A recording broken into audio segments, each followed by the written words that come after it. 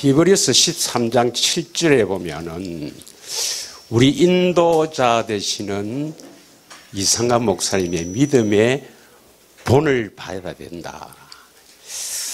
참으로 귀하신 목사님이 건강하게 우리 참 이 길을 계속 갈 수 있고 또 우리를 더 깊게 이끌 수 있도록 한번 우리 한 1분만 기도하겠습니다. 목사님 위해서 한 1분만 기도하도록 하겠습니다. 다 같이 예수님 사랑합니다 한번 부르짖고 기도하겠습니다. 예수님 사랑합니다. 예수님. 제가 이 자리에 있으니까 좀 부끄럽습니다만은 저는 이제 아주 기본적인 것을 또 뭐 잘 하시는 분 많이 있지만 기본적인 것을 좀 하도록 하겠습니다. 예. 제가 이제 이 복음을 전할 때 어떻게 전하는가 그런 것을 좀 하도록 하겠습니다. 여러분 성경은 하나님의 말씀인 줄은 믿으시죠? 근데 그 말씀이 축자 영감이라서 정확무한 하나님의 말씀인데 이것을 믿지 않는 사람들이 들어 있습니다, 여러분. 성경이 하나님 말씀이라는 것은 인정을 해요. 그러나 정확무한 조금도 오류가 없는 하나님의 말씀임을 믿지 않는 사람들이 들어 있습니다. 그래서 제가 처음에 복음을 전할 때는 성경이 하나님의 말씀, 정확무한 하나님의 말씀임을 믿습니까? 이거부터 물어봐요. 왜 그런가 하면은 우리 인간의 이성이 자꾸 이렇게 발달되고 과학이 발달됨으로 말미암아 이 자유주의가 신학에 들어와서 이 성경을 난도질합니다. 난도질해서 예수님의 제자들이 예수님을 이 신적인 위치로 올려놓기 위해서 성경의 많은 부분을 삽입했다. 이렇게 주장하는 자유주의가 팽배하게 됩니다. 이럴 때 1930년도에 메이친, 그 남침례교에 있는 메이친 박사가 근본주의를 들고 나왔어요. 아니다. 성경은 조금도 오류가 없는 하나님의 말씀이다. 축자 영감이 되었다. 이렇게 근본주의로 들고 나왔는데 그 말씀이 하나님 정확한 오류가 없는 말씀이면 우리 삶에 나타나야 될 것인데 잘 안 되잖아요. 그러니까 비밀을 모르니까 안 되니까 이제 그 자유주의와 근본주의를 믹스한 그것이 복음주의입니다. 복음주의.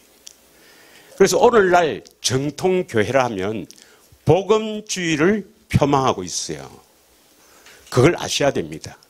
그래서 복음주의는 하나님 말씀인데 이 말씀이 그 시대의 문화와 그 시대의 여러 가지 환경 이런 것들을 비추어서 해석을 해야 된다라고 주장합니다. 이게 복음적인 것이에요. 이 복음적인 것이 결코 좋지 않습니다, 여러분. 우리는 하나님의 말씀을 그대로 믿으셔야 합니다. 여러분은 다 그렇게 믿으시기 때문에 이 자리에 함께 한 줄 믿는데 그렇지 않는 사람들, 복음주의자들이 대부분입니다. 그들은 해석할 때 그 시대의 환경, 문화 이런 것들을 따져서 해석을 하려고 합니다. 아닙니다, 여러분. 그대로 보고 해석을 하면 됩니다. 그러면 성경을 우리에게 주신 목적이 어디에 있을까요?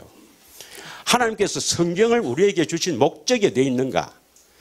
이것을 저는 시작해서 복음을 전합니다. 여러분, 하나님께서 우리에게 주신 이 엄청난 이 선물인 성경, 이 성경을 통해서 우리는 어떠한 사람이 되어야 하는가 나와 있죠. 그게 디모데후서 3장 16절 17절이죠. 요 성경을 딱 주신 목적을 갖고 저는 복음을 전합니다.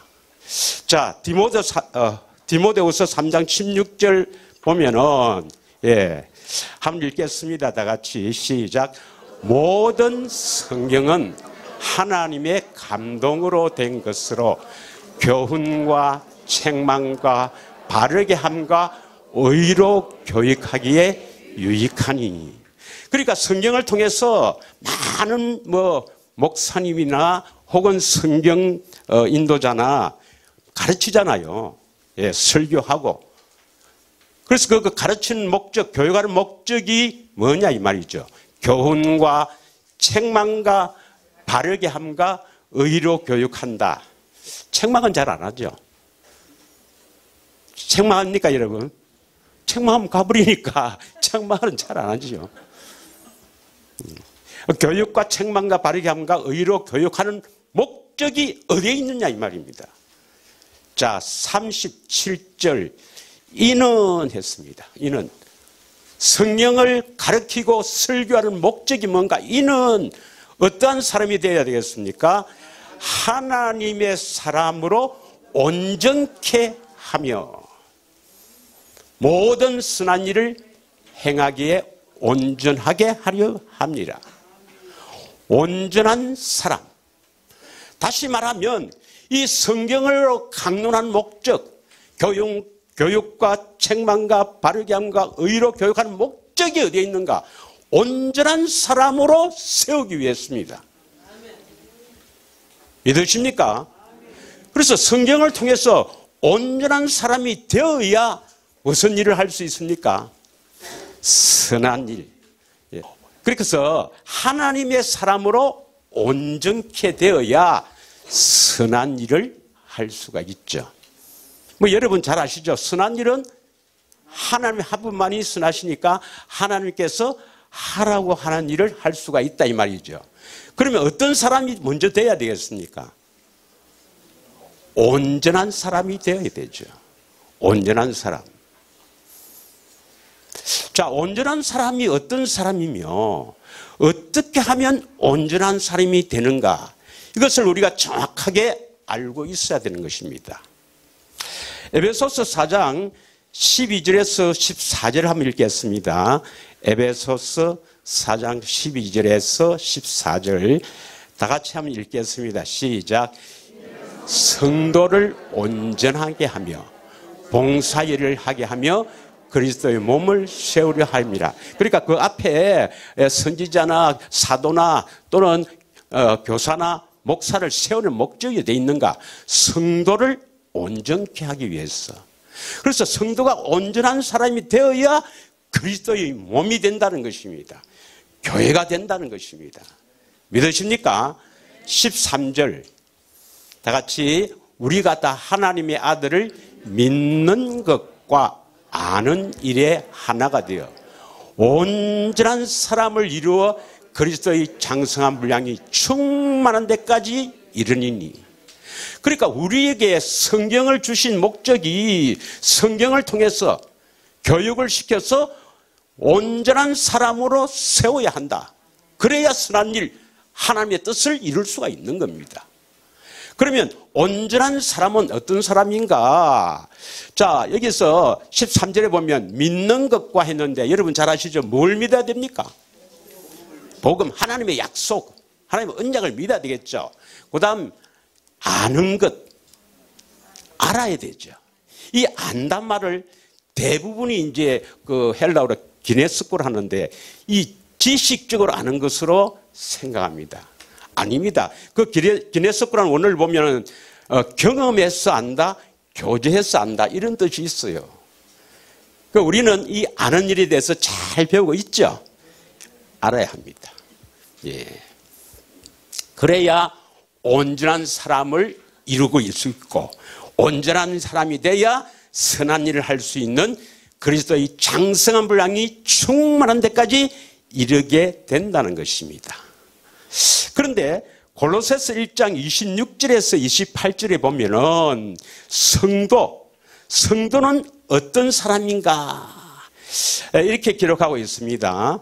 골로새서 1장 26절에서 28절, 우리가 잘 아는 구절이지만 함께 읽겠습니다. 이 비밀은 만세와 만대로부터 오므로 감춰졌던 것인데 이제는 그의 성도들에게 나타났고, 27절, 하나님이 그들로 하여금 이 비밀의 영광이 이방인 가운데 어떻게 풍성한 것을 알게 하려 하심이라. 이 비밀은 너희 안에 계신 그리스도니 곧 영광의 소망이니라. 이 26절 27절을 이렇게 함께 우리가 보면은 성도는 하나님의 비밀인 그리스도가 어디에서? 우리 안에서 나타나야 한다 이 말입니다. 성도는 하나님의 비밀인 그리스도가 우리 안에서 나타나야 한다. 어떻게 나타나는가? 나타나야 하는데 어떻게 나타나는가? 28절에 보면 바울은 각 사람을 권하고 각 사람을 가르치면 각 사람을 그리스도 안에서 완전한 자로 세우려 합니다. 믿습니까? 여기에 우리가 주목해야 될 것은 뭐냐면, 우리 목회하시는 분은요, 각 사람을 세워놓죠. 우리가 전체로 모여서 설교하고, 여러분, 온전한 사람이 되어야 됩니다. 온전한 사람은 이런 사람이다. 설교하기 쉽지만, 한 사람을 두고 기도하면서 그 사람을 세우는 일, 중요합니다, 여러분. 이게 잘 안 돼요. 왜냐하면 벌써 목사 만나는 것부터 좀 이렇게 이렇게 좀 어려워하는 분도 있고 해서. 그렇지만 우리는 한 사람을 두고 그 사람을 권하고 가르쳐서 온전한 자로 세우는데 최선을 다해야 되는 것입니다. 그러므로 각 사람에게 다 관심을 가지고 기도해야 하는 것입니다. 믿으십니까? 예. 그렇게 잘 하고 계신 줄 믿습니다. 자, 그러면 우리 안에 그리스도가 나타나야 되는데 어떻게 하면 나타날까요? 우리 안에 그리스도가 계시는데, 예수님이 계시는데 나타나기를 원하시죠? 예, 오늘 또 기도 많이 해서 나타나시는 분도 있고, 또 나타나기를 원했는데 아직 때가 안 된 분도 있을 수가 있는데 어떻게 하면 나타날까요? 첫째는 믿음이 있어야 됩니다. 믿음이 있어야 나타납니다. 자, 베드로전서 1장 7절 한번 보겠습니다. 1장 7절. 여러분 한번 읽어주세요. 제가 물 좀 마시게. 시작.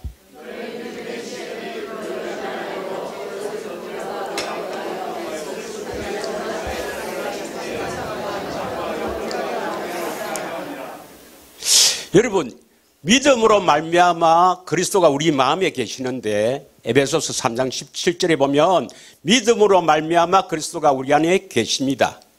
믿으십니까? 예. 우리가 이 자리에 앉아서 복음을 듣는 것은 어마어마한 일입니다. 진짜 어마어마한 일입니다.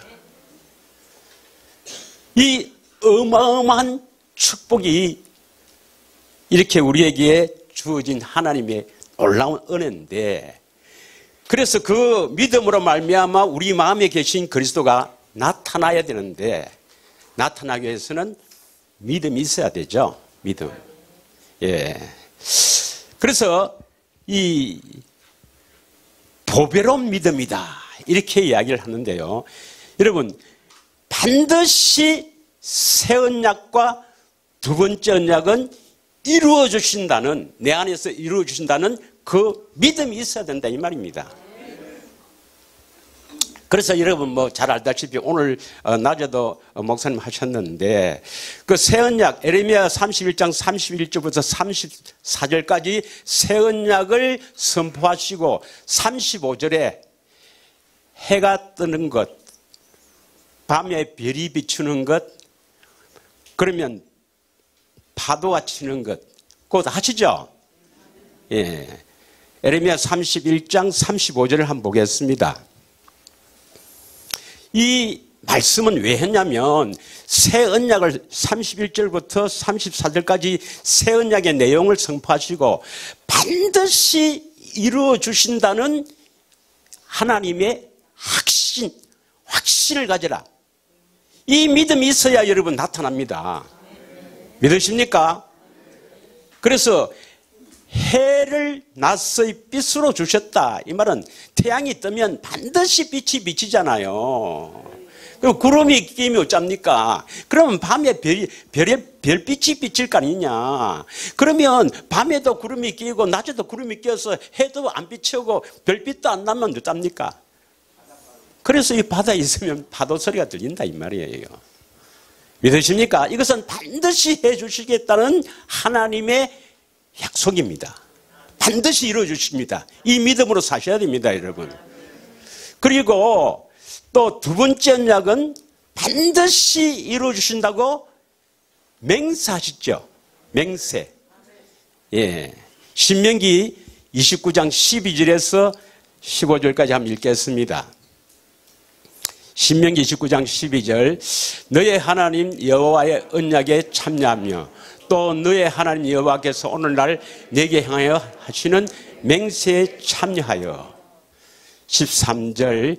여호와께서 이왕에 내게 말씀하신 대로 또 내 열조 아브람과 이삭과 야곱에게 맹세하신 대로 오늘 너를 세워 자기 백성으로 삼으시고 자기는 칭히 내 하나님이 되시려 함이라. 맹세했다 이 말입니다. 맹세. 이 맹세를 히브리서 6장 17절에 보면 히브리서 6장 17절 한번 읽겠습니다. 이 맹세를 어떻게 했다고요?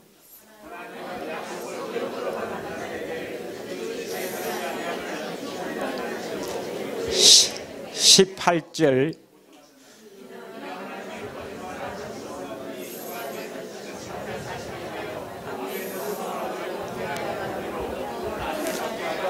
(19절)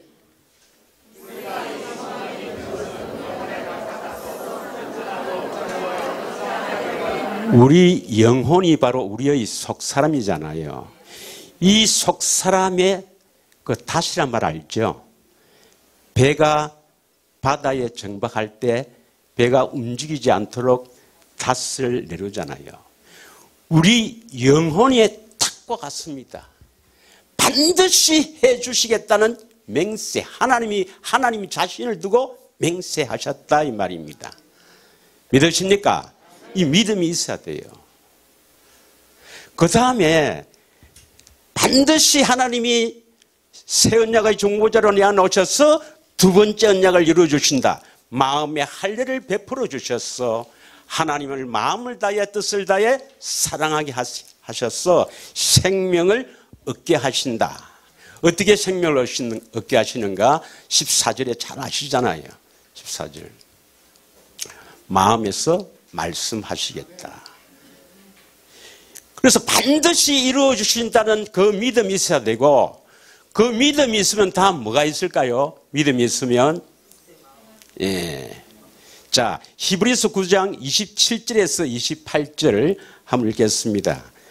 히브리서 9장 27절에서 28절 보면 한 번 죽는 것은 사람에게 정하신 것이요 그 후에는 심판이 있으리니 28절 이와 같이 그리스도도 많은 사람의 죄를 담당하시려고 단번에 들으신 바 되었고 구원에 이르게 하기 위하여 죄와 상관없이 자기를 바라는 자들에게 두 번째 나타나시리라.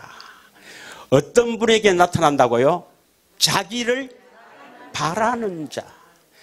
바라야 됩니다, 여러분. 나타나시기를 갈망해야 된다 이 말이에요. 나타나시기를 갈망한다 이 말은 뭡니까? 그 갈망은 뭐로 표현됩니까? 기도로 표현되는 거죠. 기도로. 나에게 함께 계신 그리스도 임마누엘 주님이 나타나기를 바라면 반드시 해주시겠다는 그 믿음 아래서 바라야 합니다. 갈망해야 됩니다. 믿으십니까? 기도해야 된다 이 말이죠. 기도해야 된다. 그리고 자, 또 어떻게 하면 나타나는가? 이제 우리 목사님은 계명을 지켜야 된다. 세 계명이죠. 예, 세 계명. 요한복음 14장 21절 한번 읽겠습니다. 요한복음 14장 21절. 나의 계명을 가지고 지키는 자라야 나를 사랑하는 자니 나를 사랑하는 자는 내 아버지께 사랑을 받을 것이요 나도 그를 사랑하여 그에게 나를 나타내리라. 오늘 그 목사님께서 새 계명은 두 방면으로 설명이 된다 그랬죠. 예. 하나는 요한일서 1장 4절에 보면 요한일서 1장 4절에 보면 하나님의 계명이 뭐입니까? 하나님의 계명이 요한일서 1장 4절 한번 읽겠습니다. 예.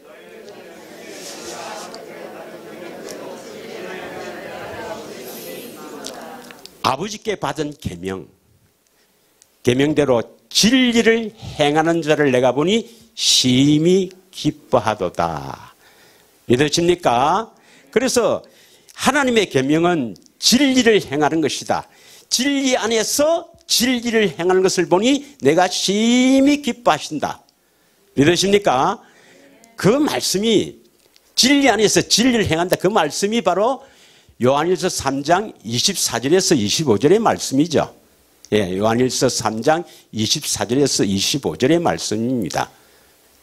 자, 그의 계명을 지키는 자는 주 안에서 거하고 주는 저 안에 거하나니 우리에게 주신 성령으로 말미암아 그가 우리 안에 거하시는 줄 우리가 아느니라. 23절부터 24절 해야죠. 그의 계명은 이것이니 곧 그의 아들 예수 그리스도를 이름을 믿고 우리가 우리에게 주신 계명대로 서로 사랑할 것이니라.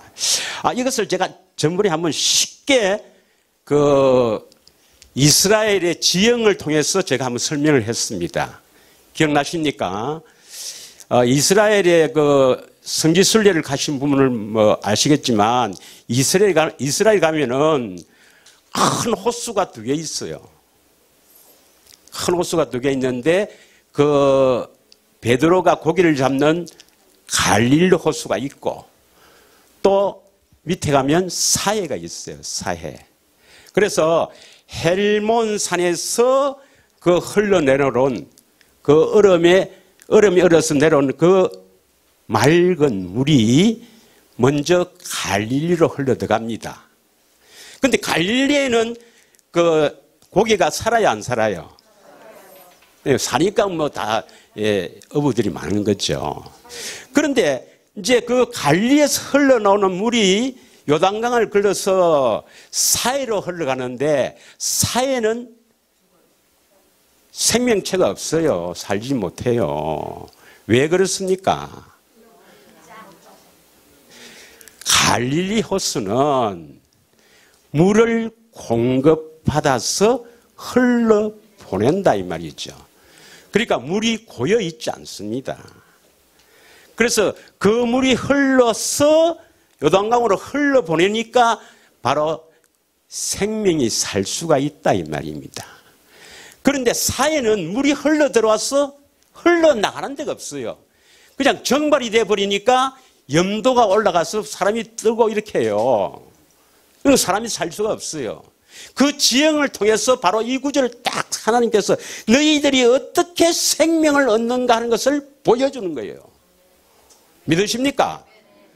그래서 이 물을 받아서 이 물은 뭡니까? 바로 예수님이 주시는 생명수 말입니다. 생수. 이 생명수를 그래서 성령을 통해서 주님의 십자가를 보고 거기에서 흘려놓는 그 생수를 내가 공급받아서 흘러보내야 됩니다. 누구인데 가장 먼저 흘러보내야 될까요? 가까운 사람에게 흘러보내야 내가 살아요. 생명이 살 수가 있다니까. 그런데 사회처럼 그 물을 공급받아서 흘러보내지 않으면 행함이 없는 믿음은 죽은 믿음입니다. 믿으십니까? 그래서 하나님께서 그 지형을 통해서 우리가 어떻게 살아날 수 있는가를 다 지형을 통해서 보여주시는 겁니다. 할렐루야. 하나님의 생수를 매일매일 공급받았어. 매일매일 가까운 분, 그 범위를 넓혀갔어. 생수를 많이 공급하고 자꾸 날이 갈수록 주님을 더욱 사랑하는, 그래서 더욱 성장하는 저와 여러분이 되기를 축원합니다. 다른 방면으로 한번 설명을 해보고자 하는데, 제가 요즘 성막에 좀 이렇게 관심이 좀 많았습니다. 잘 아는 구절이지만, 역대하 6장 10절 11절 한번 읽겠습니다. 역대하 6장 10절 11절. 다 같이 읽을까요? 시작.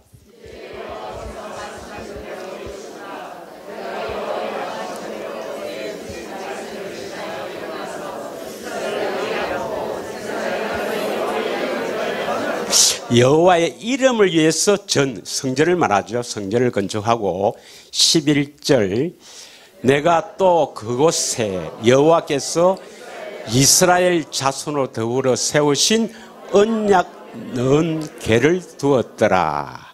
이스라엘 자손으로 더불어 세우신 언약을 넣는 궤. 이 궤를 우리는 법궤, 언약궤, 증거궤라 하지요. 거기에 뭐가 들어있을까요? 언약을 넣은 궤니까 이스라엘 자손에게 더불어 세우신 언약. 이것이 몇 번째 언약입니까? 두 번째 그 세우신 언약. 그 언약을 넣는 궤, 언약궤. 그래서 언약궤 안에는 두 번째 언약이 들어있다 이 말 아닙니까? 그 뜻이 아닌가요? 제가 해석을 잘못했나요? 그러니까 이스라엘 자손과 더불어 세우신 생명의 언약, 이것을 넣는 궤다 이 말입니다.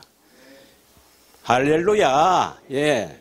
자, 그러면 열왕기상 8장 9절에는 그 안에 뭐가 들었다고 표현합니까? 8장 9절에는 궤 안에는 두 돌판 외에는 아무것도 없으니, 이것은 이스라엘 자손이 애굽 땅에서 나온 후 여호와께서 저희와 언약을 세우실 때에 모세가 호렙에서 그 안에 넣은 것이더라. 호렙이 바로 신의 산이죠. 저는 제 그 불찰을 한번 이야기하겠습니다. 제 두 돌판이 식계인 줄 알았어요. 식계. 왜냐하면 옛날에 그 식기라는 영화를 봤거든요. 식기라는 그 영화를 보니까 식기의 영화 중에서 이제 그 돌판에 장면이 선명한데요. 빛이 쫙 나가고 쫙 서는데 제1계명 나 외에 다른 신이 있게 하지 마라. 그런 게 막 나오더라고. 아, 두 돌판에는 십계명이 기록되어 있구나. 이게 내 머리에 각인이 되어 있었어요. 근데 오늘 보니까 그게 아니네요. 그죠? 여러분, 개 안에 뭐가 들어있다고요?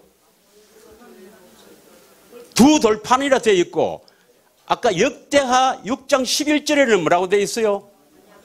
언약을 넣는 개니까 언약이죠. 언약이 들어있겠죠.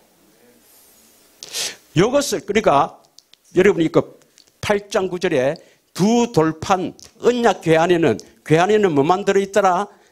두 돌판만 들어있더라. 이걸 잘 기억하시고, 자, 신약에서 히브리서에서는 뭐라느냐?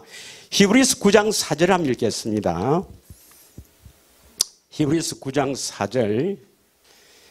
자, 히브리서 9장 4절에는 뭐가 있느냐? 보세요. 시작.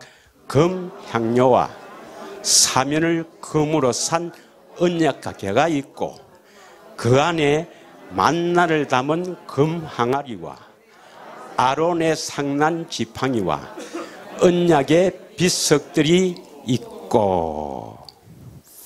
자, 이 구절을 딱 보시고 궤 안에 뭐가 들어있다고요?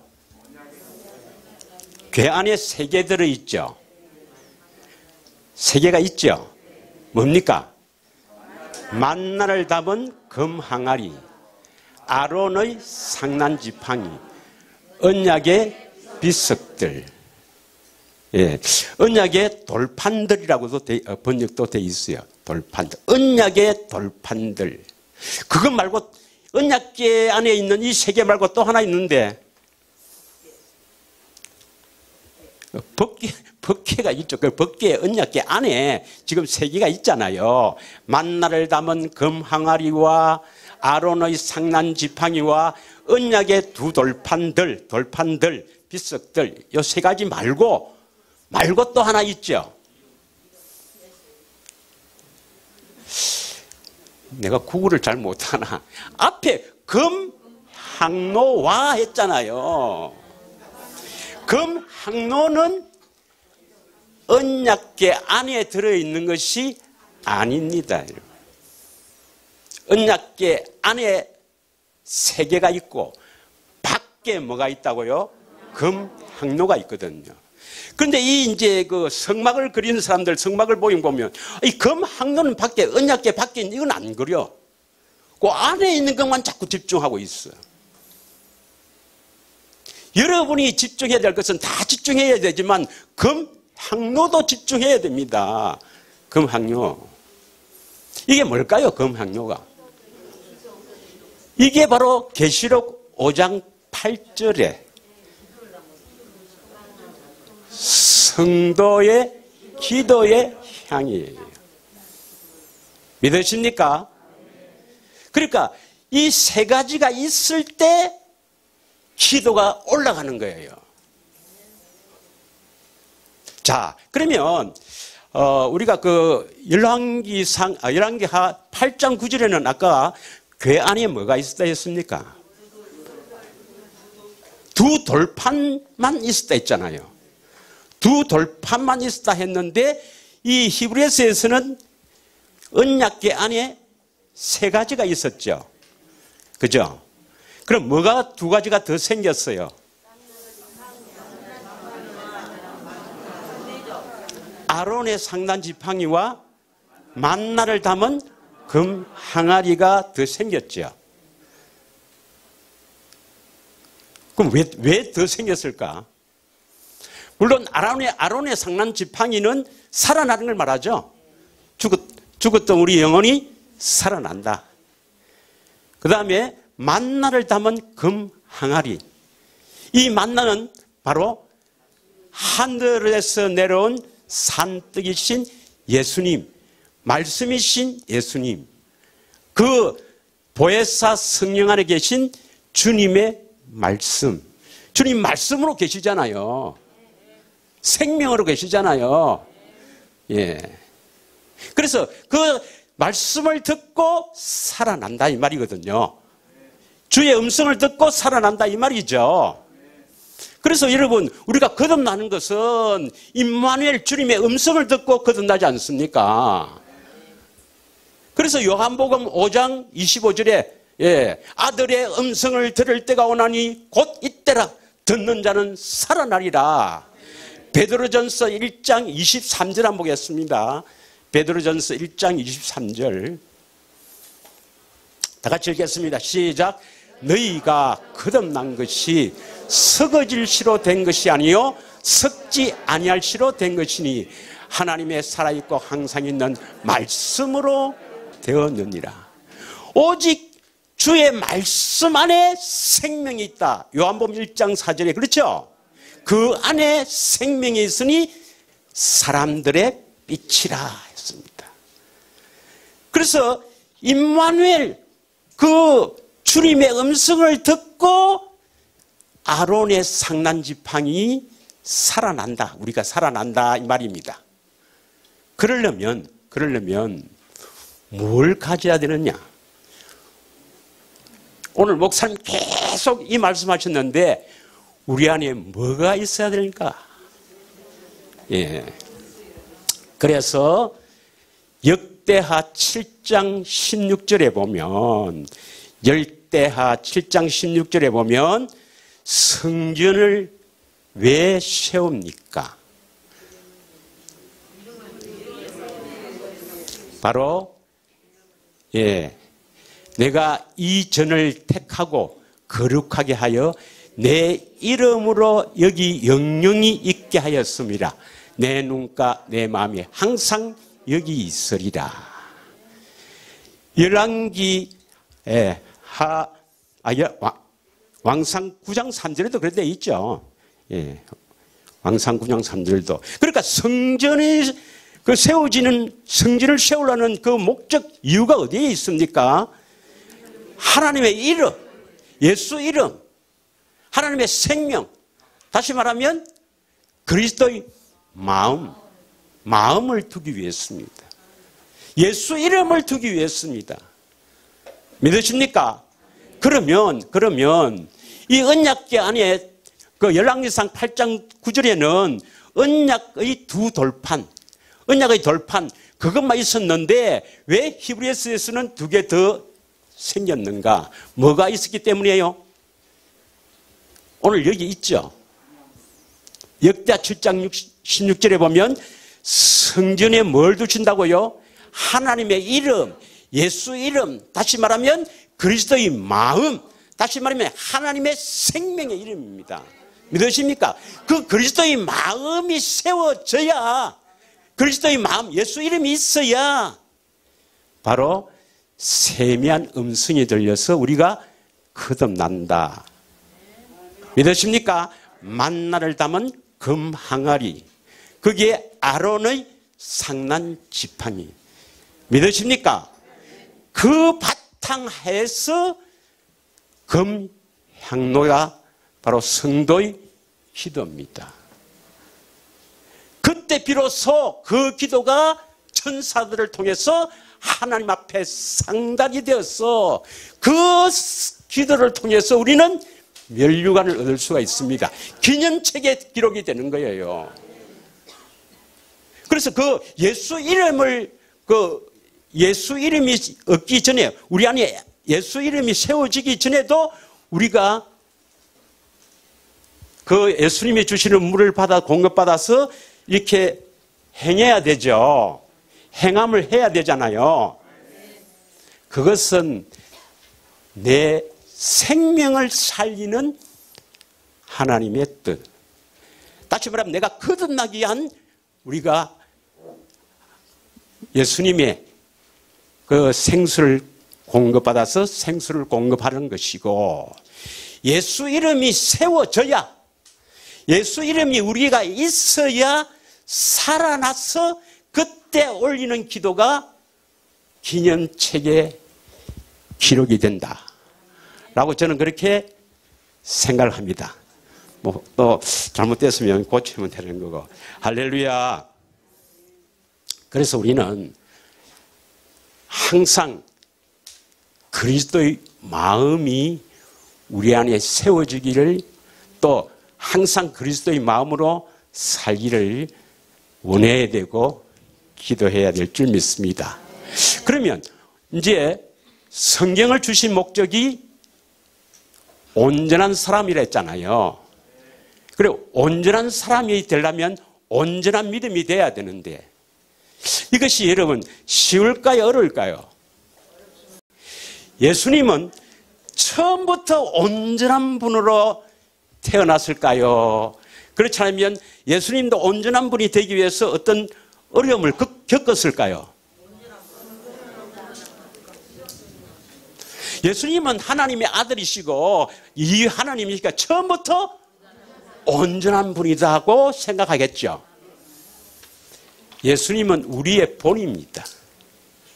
믿으십니까? 베드로전서 1장 19절에서 21절 한번 보겠습니다. 베드로전서 1장 19절에서 21절. 자, 20절 자, 21절입니다. 베드로 전서입니까? 아, 죄송합니다. 2장 19절부터. 좀 헷갈렸습니다. 그럴 수 있죠. 예. 자, 19절부터 시작. 애매히 고난을 받아도 하나님을 생각함으로 슬픔을 참으면 이런 아름다우나. 20절에 죄가 있어 매를 맞고 참으면 무슨 칭찬이 있으리요. 오직 선을 행함으로 고난을 받고 참으면 이는 하나님 앞에 아름다우니라. 21절 이를 위하여 너희가 부르심을 입었으니 그리스도도 너희를 위하여 고난을 받으사 너희에게 본을 끼쳐 그 자취를 따라오게 하셨느니라. 믿으십니까? 그러면 히브리서 5장 7절에서 10절까지 보면 예수님께서도 온전케 되기 위해서 통곡을 했습니다, 여러분. 기도했습니다. 믿으십니까? 자, 7절부터 우리 10절까지 한번 읽고 한 절만 더 하고 마치도록 하겠습니다. 7절 시작.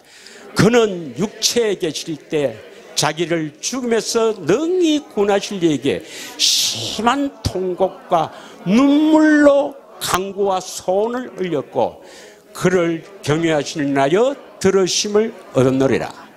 8절 그가 아들이시라도 받으신 고난으로 순종함을 배웠어. 9절 온전하게 되었은즉 자기를 순종하는 모든 자에게 영원한 구원의 근원이 되었고 10절에 멜기세덱의 반차를 쫓은 대제사장이라 칭함을 받았느니라.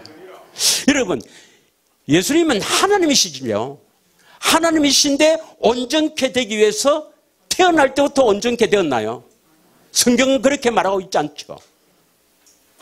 7절부터 8절까지 보면은 심한 통곡과 간구로 고난을 받았다는 것입니다. 그래서 온전하게 되었다는 것입니다. 왜요? 우리의 본이다 이 말입니다. 여러분, 우리가 온전하게 된다. 여러분 잘 아다시피 그 아브라함에게 하신 언약이죠. 창세기 17장 1절에서 2절 보면 1절에서 보면 거기에 아브라함에게 너는 행하여 완전하라. 퍼펙트 완전한 사람이 되라 했습니다. 우리가 어떻게 온전한 사람이 되는가? 많은 사람들은 우리가 온전할 수가 없다. 그래서 예수님이 온전한 분이니까 예수를 믿는 자는 예수님의 의가 나의 의다. 그래서 예수님이 온전한 분이고 다 이루었으니까 그것을 믿는 나를 온전하게 법적으로 인정한다고 시부립니다.